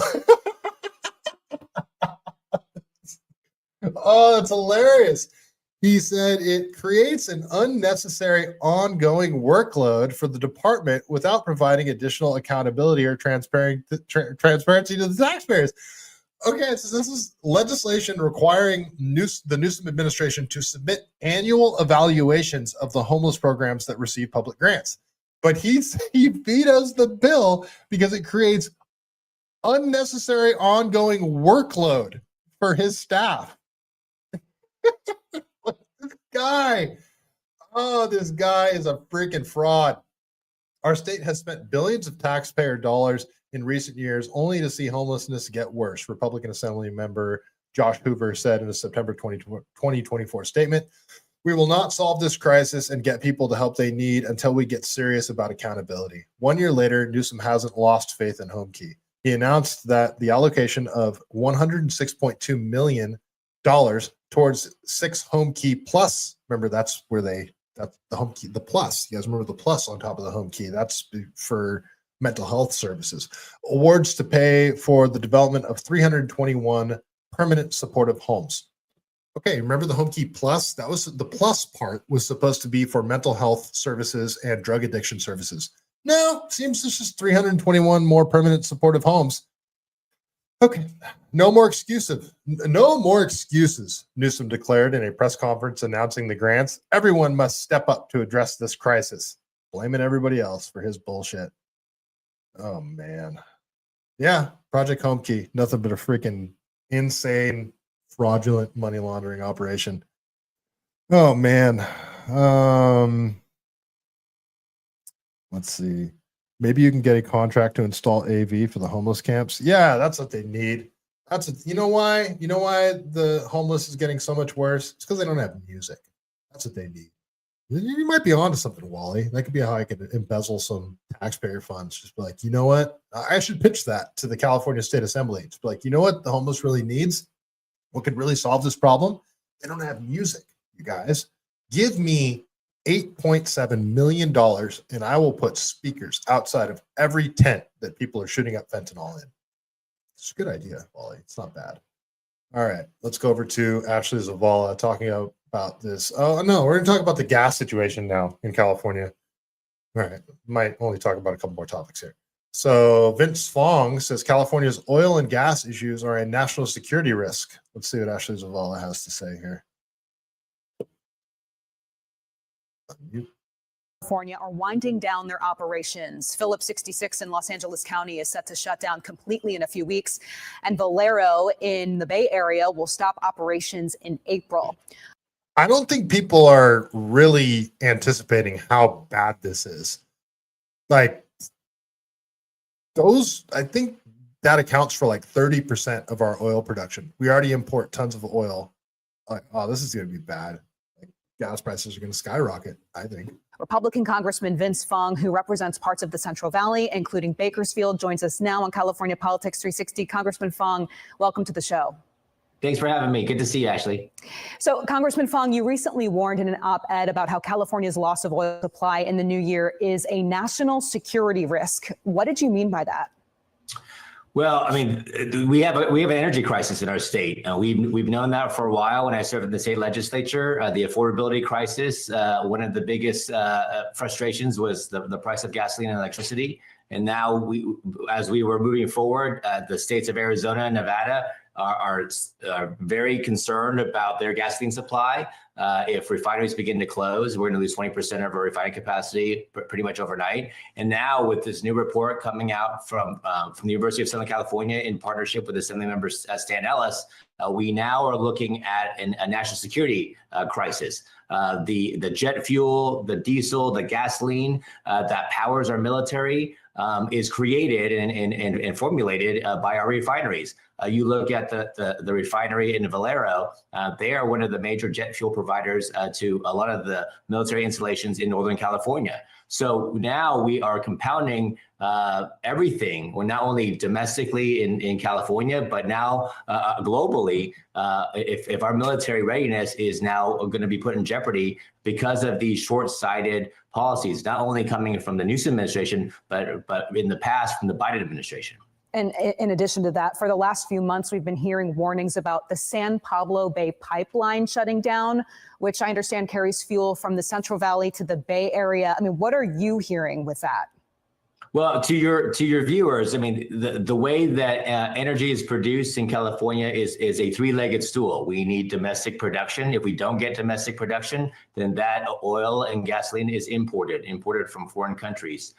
And then, of course, that oil has to, at least that is produced in California, has to get to the refineries somewhere. And the pipeline infrastructure in our state is critical. There is a major pipeline that goes from the Central Valley in Kern County that provides the oil to the Bay Area. That is this on San Pablo pipeline right now. It is in jeopardy of closing. Right now, there is no gasoline or no oil to make gasoline that is flowing through it. And so it is in jeopardy of closing. The PUC is, of course, taking some emergency action to try to keep it afloat, but you can't do that month after month. You need volume certainty. So there has to be a minimum flow of oil that you can put into the pipeline to keep it functional. If that pipeline closes, then how is our refineries going to get the oil that is produced domestically? It can't, and so that has to be shipped to our ports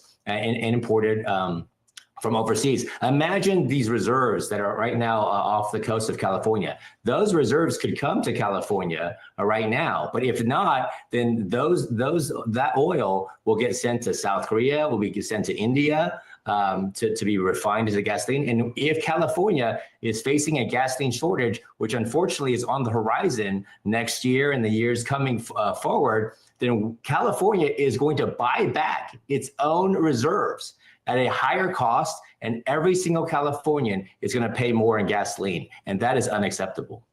Really quick, my final one for you, Congressman Fong. California lawmakers and the governor this year did pass legislation to allow for more oil drilling near your district, in your district. I mean, was that not enough?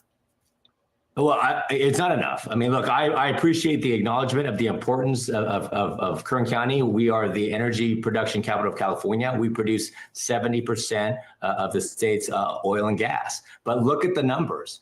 Every single day in California, we use 1.4 to 1.8 million barrels of oil.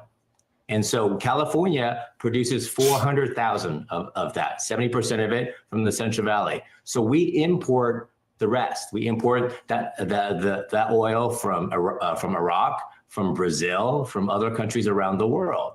And so if we're going to stabilize the energy market in California, we have to begin to produce even more. To cap the permits at 2,000 permits a year, we should do that tenfold. We should be allowing production in the Central Valley. We should be allowing production in Southern California. We should bring the oil that is in storage right now offshore, bring that into California. That would be 400,000 barrels of oil that we should allow them to produce the 50,000 to 100,000 barrels a day that they could bring into our market. That would stabilize the production in our state. That would stabilize our pipeline infrastructure. That would give volume certainty to our refineries. But if we don't do that, if Gavin Newsom won't look in the mirror and undo the damage that is being done, then we are looking at a looming and growing energy crisis. We're going to do our part on the federal government. We're focused on energy dominance and undoing the restrictions that President Biden put in place.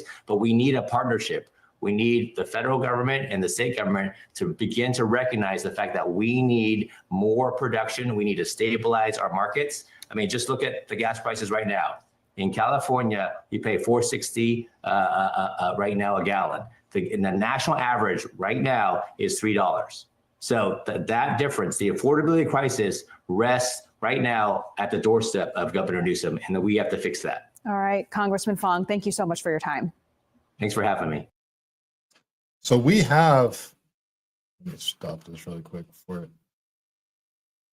Sorry, I'm just going to play another video and I don't. On Monday, the Pentagon. There we go. Announced that it was investigating. Sorry about that.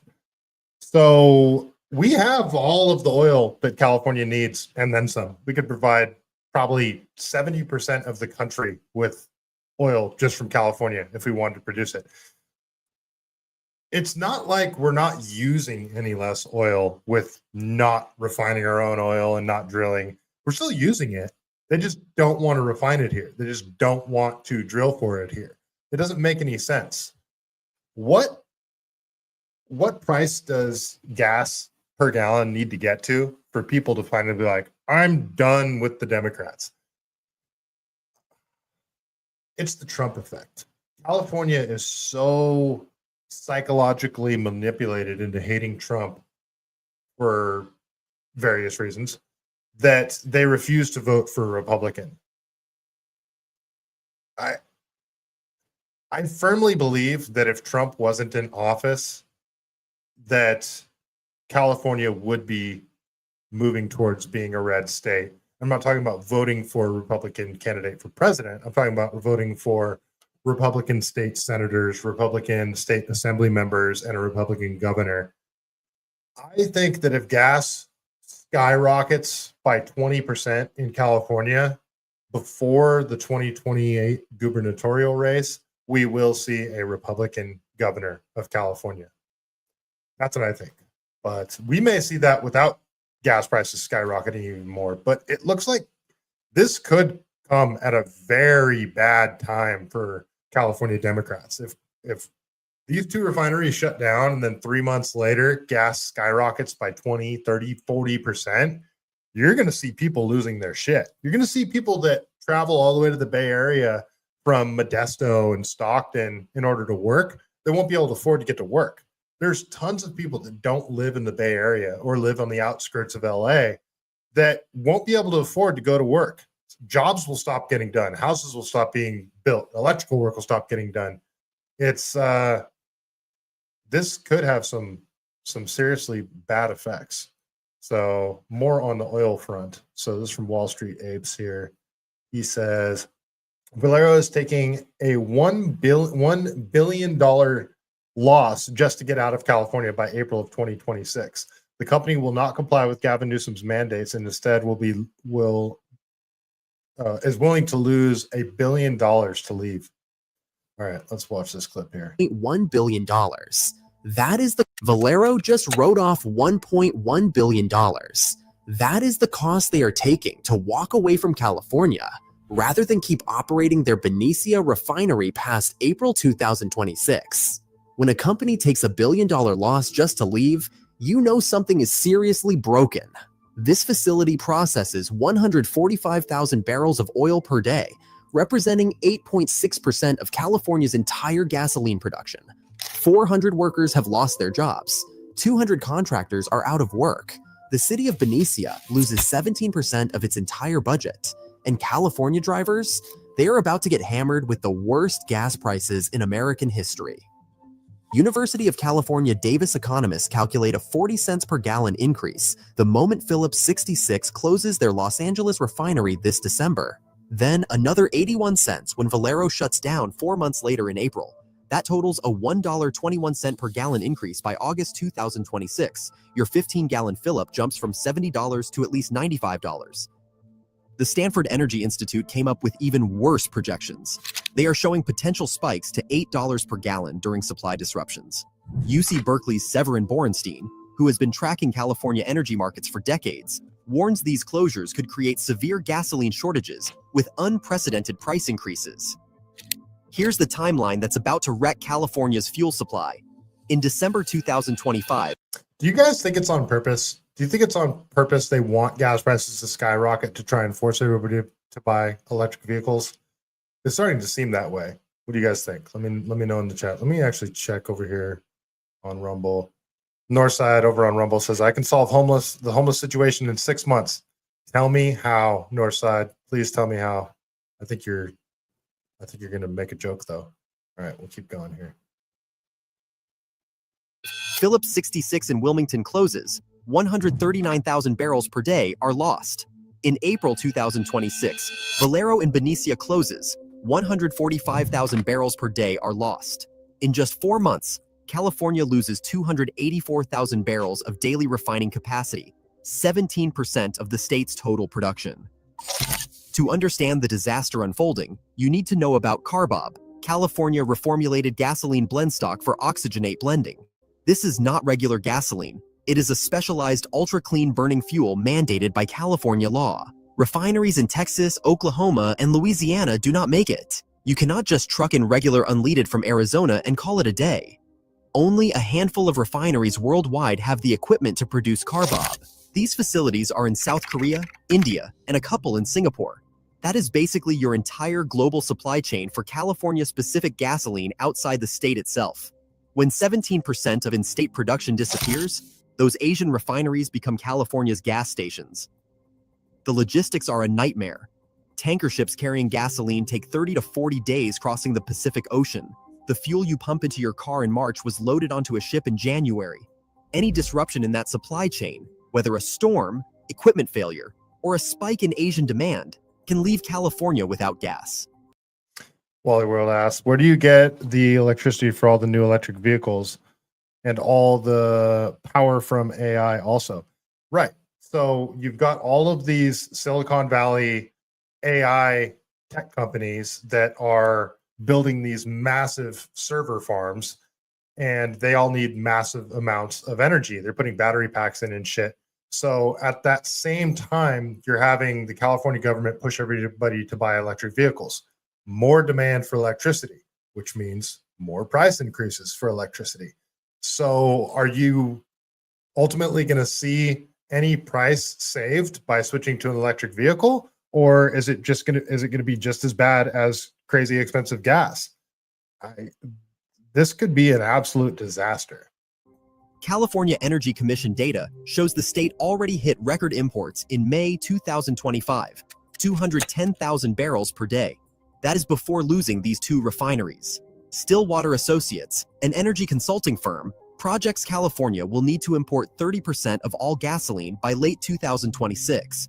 Nearly 1 out of every 3 gallons will come from overseas. For comparison, the rest of America imports less than 5% of finished gasoline. The infrastructure literally cannot handle this surge. Beniциa's port facilities take 4 to 5 days to unload a single 300,000 barrel tanker. That is only 60 to 75,000 barrels per day of unloading capacity, about half what the refinery currently produces. Converting the facility to a dedicated import terminal would require new pipelines, storage tanks, and harbor improvements, taking years to complete. Richmond's Kinder Morgan terminal could theoretically handle more imports, but it is already operating near capacity. The ports of Los Angeles and Long Beach have their own constraints. California would need to nearly double its import infrastructure in less than a year. That is physically impossible. Transport costs destroy any savings from cheaper Asian production.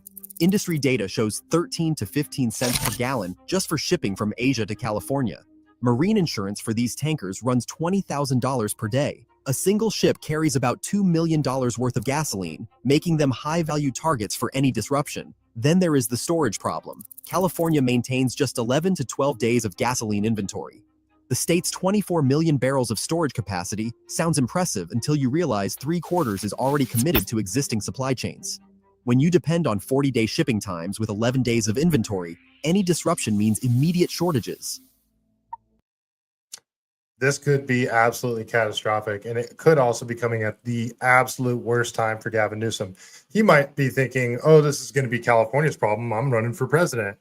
But if Republicans can point at $8 per gallon and massive gas shortages because of supply chain issues, because now we have to import all of our gas, there's no way he's going to be able to run on that record.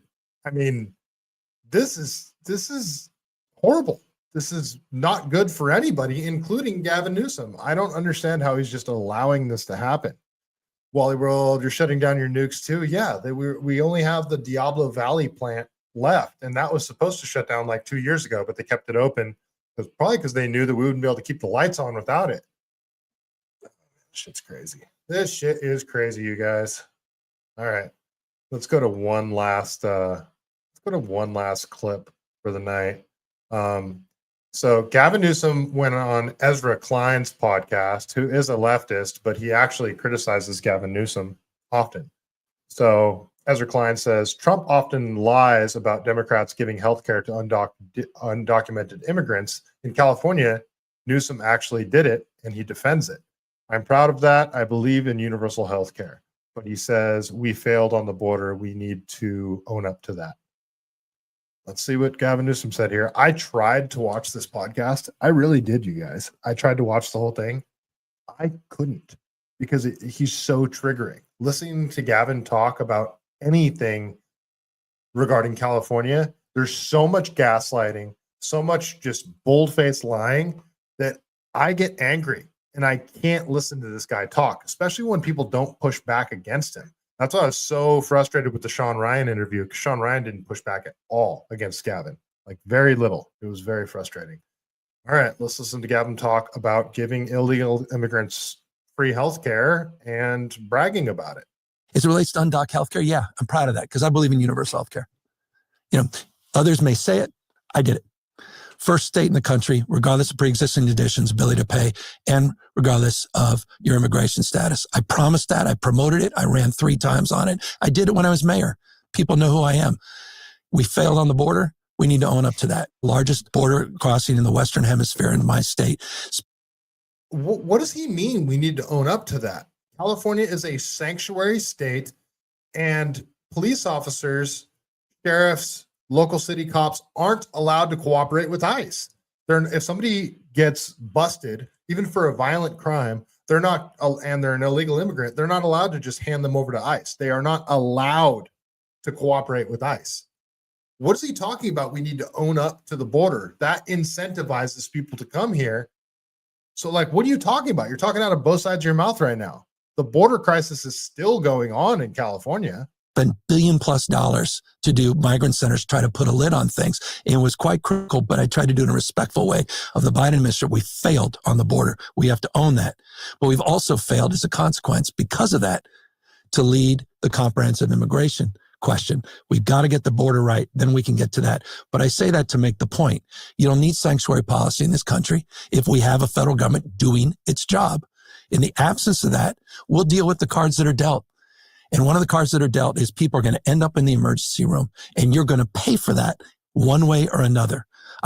So he says we failed on the border and we need to own up to that. But we're going to give illegal immigrants health care. Doesn't giving illegal immigrants health care, free health care, incentivize illegal immigrants to come here? And then you couple that with providing sanctuary, meaning our cops can't cooperate with ICE. How is that taking responsibility for the border crisis in California at all? How is that owning up to it at all? How are you not recognizing that you're creating the very problem that you say you need to own up to? I want to keep people out of the emergency room. I want to keep people healthier. I want to keep people safer. And that's why we've advanced these values. Trump uses it as a cudgel, uses it very effectively to attack our party and our values. But I'll stand up to it. And good people can disagree, but I'm very mindful. Why did Democrats fail on the border? Because we didn't own up to the reality. We didn't take responsibility. But beneath it, what happened, right? Joe Biden was not a guy who didn't know that you shouldn't have, chaos at the border. You sent down National Guardsmen at a level of why for policy. Well, I think the why was everything's in reaction to Trump. Sort of the over. Oh, so all of your policies regarding and how's the reaction to Trump when Biden's in office? What are you talking about? You're saying that all of your policies are in reaction to Trump? How is that something to brag about as a leader? That it's just everything you're doing is just despite Trump. Trump bad. I'm going to do the opposite of what Trump says. You're an idiot. Reach of Trump. Yeah. We come back and we then move 180 degrees in the opposite direction when we didn't need to or shouldn't have. And you saw mass migration across the country. It was hardly unique in the United States. You had all of the shock and supply chain shock and issues around COVID, coming out of COVID, et cetera, that created even more pressure. And then it became again, because of your policies. You shut everything down. You locked people in their homes. You said people couldn't go to work. You said certain industries were essential, including like strip clubs and pot shops and liquor stores. But, all other industries, including mom and pop restaurants, weren't allowed to have people eat indoors. Overwhelming. And then what also became overwhelming was this notion that we can't do it without Congress. And then Biden then proved Trump right by doing it without Congress. And in the last 6 months, we saw a significant decline in border crossings under the Biden administration that ultimately led to benefits for Trump, claiming he did it all at the end when he really closed the gap marginally. But we paid a huge price for that. And we picked up, I think, the wrong lessons in the midterms. We outperformed in the midterms. And this was a time when all Democratic governors were critical. You saw it publicly.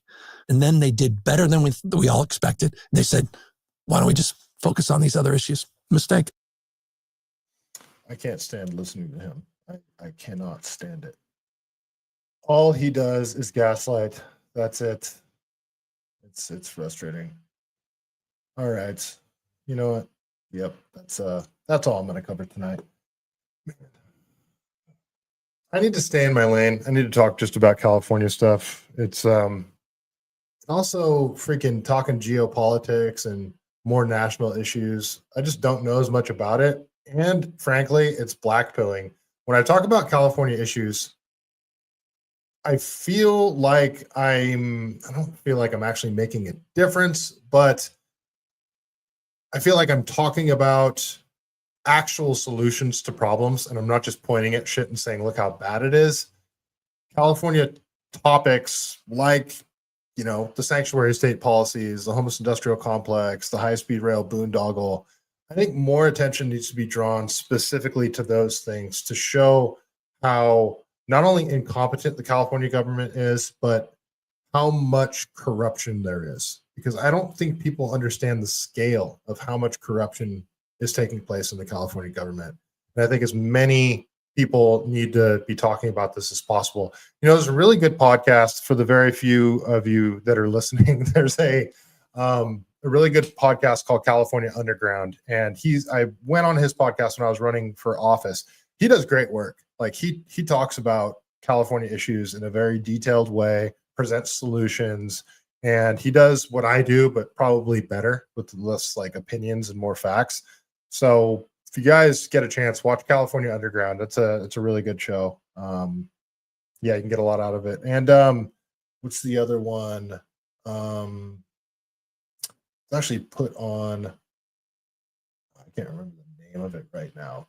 It's another California podcast. I play clips from it sometimes, but I think we need more podcasts that specifically talk about California issues. And I'm going to try and stay in my lane moving forward. Of course, there's going to be things that happen that I just have to talk about, like really big stories that are national stories, but I think I'm going to try and stay in my California lane.